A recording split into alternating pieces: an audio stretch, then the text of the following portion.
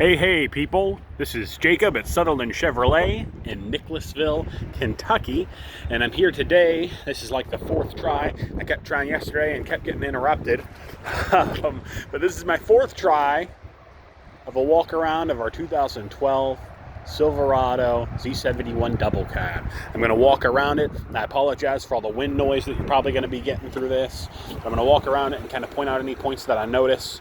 The rain has subsided, so I figured this was kind of perfect timing as far as my chances today. There's this spot on the hood. Not exactly sure what's going on there. It's a pretty good crack there. But other than that, the hood's in really good shape. On the front bumper here, there are some little rock chips and things like that, but it's not too bad. Again, it's in really great shape for its age. One thing I noticed are the wheels here. There is some corrosion around them, so we point that out as I walk around. Other than that, there's like little tiny scratches in the clear coat and things like that, just really minor things. Again, here's that rear passenger side wheel with the corrosion. It may not show up in the camera too well, maybe if I get my body in the way. Yeah, see there, it looks like someone's tried to buff on the bed here a little bit on the corner, and didn't do too good of a job. From far away, you don't notice it, but up close, it's one of those things. But the tailgate's in really great shape. Again, you'll see little tiny scratches and stuff there, but nothing major.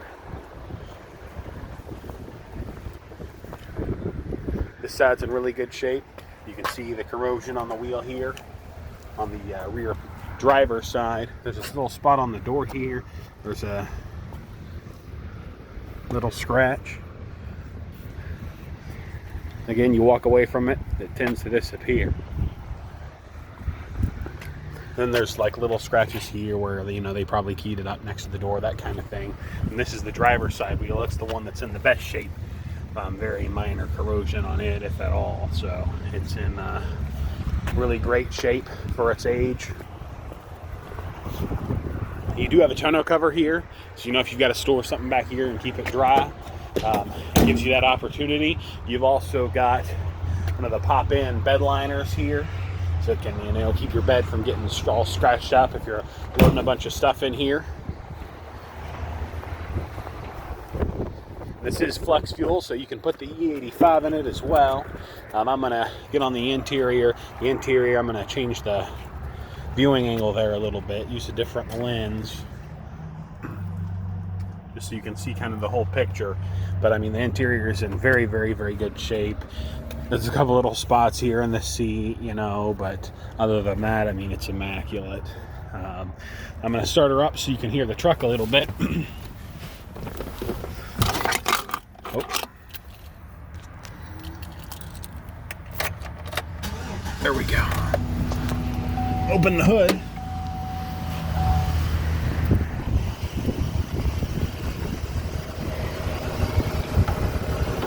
If I can. There we go.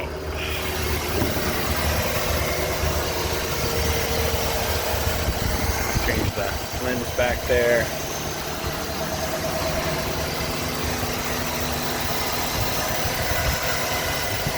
So overall, it's very clean. Everything sounds right. Runs right. And then here's the interior. I'm going to go back to that wider angle lens there. Here we go. Kind of show you around. So your door panel is pretty standard stuff here. You've got this little switch up at the top. If you press it to the left, you can adjust the driver's side mirror. Oh, I had it in the middle. If you press it to the left, you can adjust the driver's side mirror.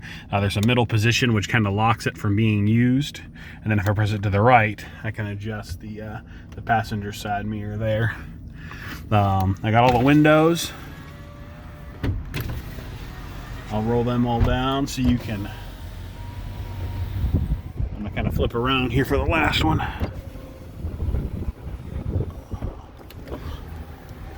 So all of the windows work like they should.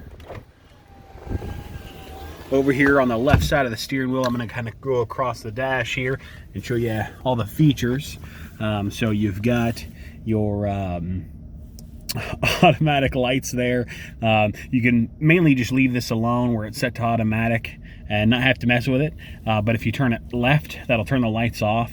You can also turn it right, and that'll put your daytime running lights on, and then your actual night lights there on the far right option. And if you turn it back to automatic, the lights will turn on and off automatically. They've got a sensor up on the dash that picks up ambient light outside the vehicle and makes those adjustments on the fly. You've also got your interior lighting here, so you can adjust those. It kind of it has like a little push in, so like where it's pushed out right now, I can make those adjustments. You'll see the lights are coming on there too. And then once you've made the interior light adjustments, you can press it in and that'll lock it. You've also got, the little thing for your air vent there to adjust how much air is being moved through the vent.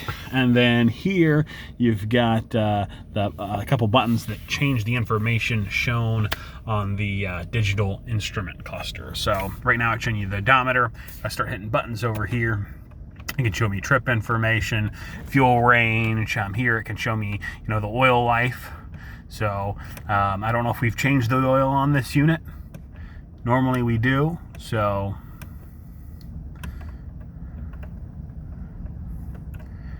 change the display language. All kinds of stuff is in there. On the front of the steering wheel, we've got the cruise control over here on the left side. Over on the right side, you have a bunch of different buttons. You've got the buttons back here that will turn the volume up and down on the radio. You've got this button changes, your source between AM, FM, XM, and CD. You still have a CD player. And then you can cycle through your different saved stations as well, answer phone calls, and so there's a bunch of different things to play with up here. Behind the steering wheel, you've got your windshield wiper controls and your brake lights here. And then you've got on the right side, of course, you've got your column shifter. Things to note on this is you do have a tow haul mode. If you press this button in, you'll see it light up there on the dash, that little orange cart there. And to let you know that you're in the tow haul mode, to my understanding, it keeps you in lower gearing longer. That way the vehicle is more torque focused. And then you've also got the plus and minus here on the shifter. People always ask about those. They're not for shifting up and down gears and kind of like in an automatic manual scenario. They are for setting the maximum gearing in like a situation where you'd be towing. So if you only want it to go up to 4th gear, you can use that plus and minus to set 4th gear as the maximum gear. For example. So a lot of people don't know that, and a lot of people don't teach that right. So behind that, you've got your 4-wheel drive controller here next to the radio. Again, another vent control above it.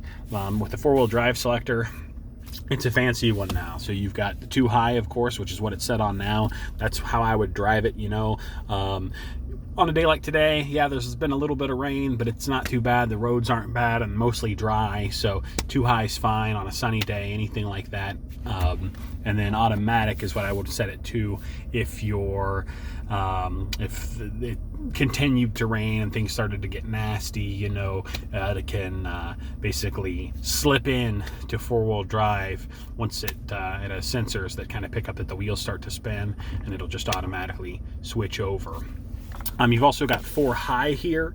That's when if you were off-road or there was a lot of snow on the ground or ice, you might want to put it in 4 high to give you some better traction. And you've got 4 low if you're, rock crawling or anything like that. In order for it to switch over, you'll see that it's just blinking there, kind of waiting. I need to put it in neutral, and that'll allow it to fully make the switch there. There we go. So see how it stopped? Now we're in 4 low, so now we can do all our rock crawling adventures.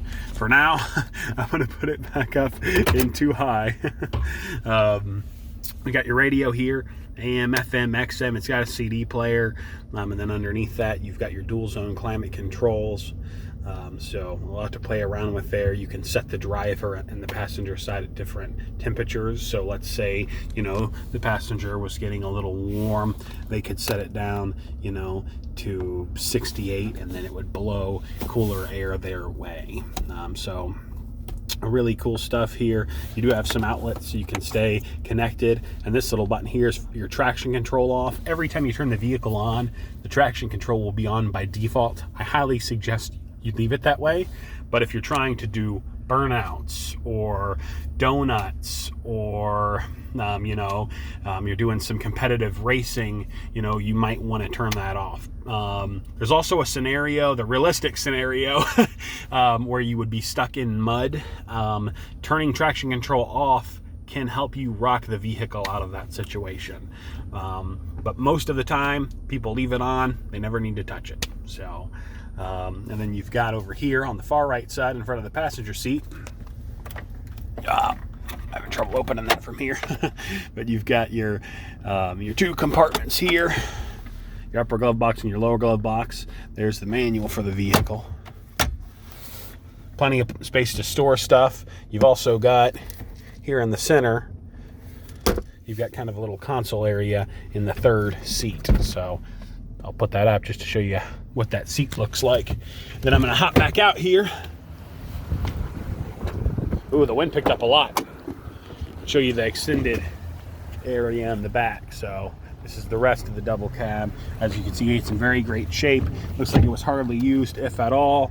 And then you've got a little row back here, you know, for groceries or guns or anything else that you can think of to fit back here. So, but between that and having the tonneau cover, you've got plenty of trunk space. So, but that is it. I can't really think of anything else off the top of my head on this one. And again, this is Jacob at Sutherland Chevrolet in Nicholasville. I apologize for all the wind noise. This truck will sell quickly, so if you have any questions about it, or we can help you purchase it, please let us know as soon as possible. You can reach me here at 859-492-1137, and we'll talk to you soon.